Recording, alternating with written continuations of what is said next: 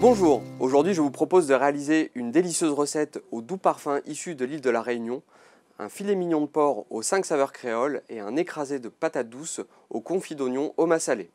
Pour cette recette, il va me falloir de la cassonade Blonvilliers, de la patate douce, de la pomme de terre, du filet mignon de porc, du confit d'oignon au massalé, de beurre, d'huile d'olive, de mélange 5 saveurs créoles, de lait, d'eau, de sel, de gros sel et de poivre. Je vais d'abord commencer par réaliser mon écrasé de patates douces. Pour ça, je vais bien évidemment les éplucher.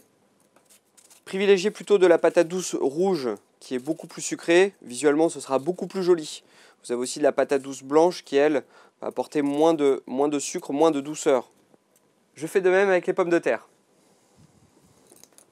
Je continue en coupant mes pommes de terre et mes patates douces. Pour la patate douce, petit conseil, coupez-la d'abord en deux. Vous allez voir, la chair est très ferme et sera beaucoup plus simple à couper. Ensuite, je taille des tranches. Ces tranches, je vais les tailler après en bâtonnets, puis en cubes. Plus les morceaux seront petits, plus la cuisson sera rapide. Une fois que vous avez coupé vos pommes de terre et vos patates douces, rincez-les sous un filet d'eau pour enlever les petites peaux. Ensuite, versez-les dans une casserole. On recouvre ensuite le tout d'eau froide. Et on rajoute du gros sel. Le gros sel va se dissoudre à la cuisson et pénétrer nos morceaux de pommes de terre et de patates douces. Je porte le tout à ébullition. Dès que l'ébullition sera atteinte, je vais baisser le feu pour maintenir un léger frémissement. Si je garde une ébullition trop forte, mes morceaux de pommes de terre et de patates douces vont éclater. Il est bien important de mettre de la pomme de terre dans cette recette, même si c'est un écrasé de patates douces, parce que la pomme de terre va apporter de l'amidon à notre patate douce, et ainsi l'écrasé de patates douces va mieux se tenir. L'ébullition est atteinte, je baisse le feu pour maintenir un bon frémissement. Pendant que mes patates douces sont en cuisson, je vais pouvoir m'occuper de mes filets mignons de porc. J'enlève toutes les parties nerveuses et le surplus de gras. Donc je passe le couteau en dessous de cette petite partie blanche.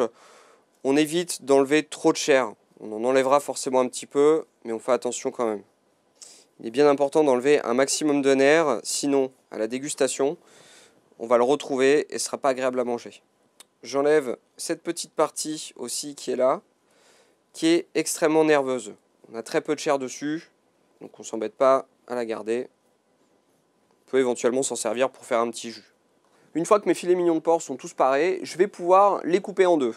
Donc, très simple, on prend la moitié. Avant de cuire mes filets mignons de porc, je préchauffe mon four entre 180 et 200 degrés, selon la puissance de votre four. Je verse maintenant l'huile dans une poêle bien chaude. Avant de les mettre dans la poêle, je sale mes filets mignons de porc.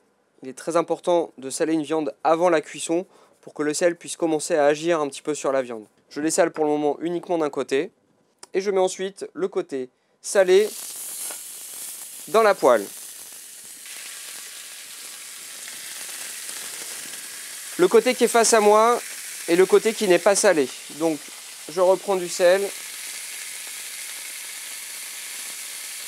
et j'assaisonne mes filets mignons.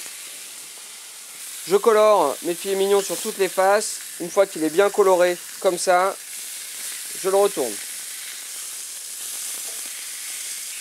Je les laisse ensuite colorer de l'autre côté et je les mettrai dans une plaque pour les rôtir. Petite précision concernant la coloration de la viande. Attention, on ne cherche pas à la cuire, on cherche juste à la colorer. Si vous regardez bien, ici, elle est encore crue à l'intérieur. Alors pourquoi faire ça ? Déjà pour un aspect visuel, on a une viande ici qui est bien jolie et bien appétissante, mais aussi pour la préparer à la cuisson au four. Ça nous évitera d'avoir une viande trop sèche et trop dure. Là, au contraire, elle sera bien moelleuse. Mais juste avant de la mettre au four, je vais préparer ma petite sauce à base de cassonade Blonvilliers. Avant de réaliser ma sauce, je retire tout le gras de la poêle. Le fait de réaliser ma sauce dans la poêle où j'ai coloré mes filets mignons de porc me permettra de récupérer les sucs de cuisson qui sont juste ici afin d'avoir une sauce encore plus goûteuse. Je verse 3 cuillères à soupe de cassonade Blonvilliers, l'équivalent de 20 grammes. Le fait d'utiliser la cassonade Blonvilliers pour réaliser ma sauce va m'apporter de la douceur. Il sera beaucoup plus subtil que le sucre roux. Donc on aura une sauce qui va être très agréable en bouche. Je le laisse fondre dans la poêle. Je mélange la cassonade pour avoir quelque chose de bien homogène et de bien régulier. Dès que j'ai une belle consistance, comme ceci, je verse l'eau. L'eau, je la verse petit à petit.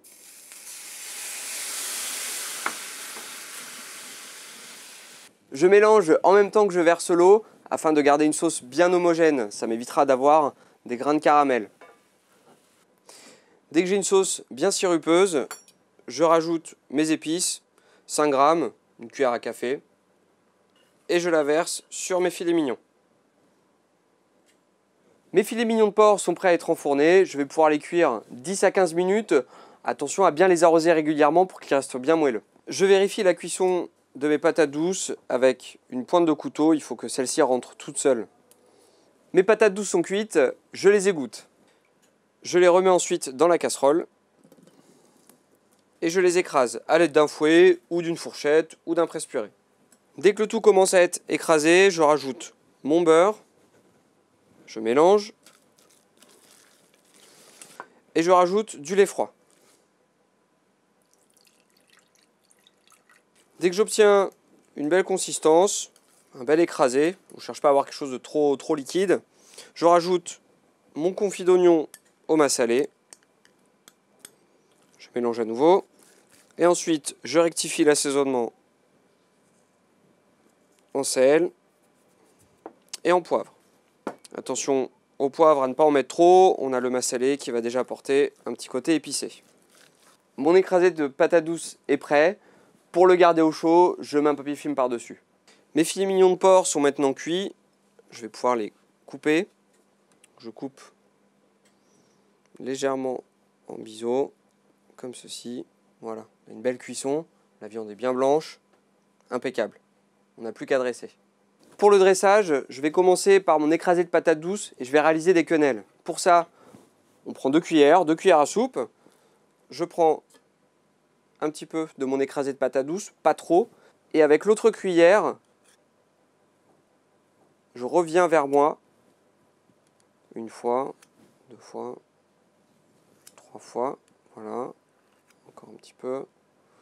Ma quenelle commence à se former. On voit bien les différentes arêtes.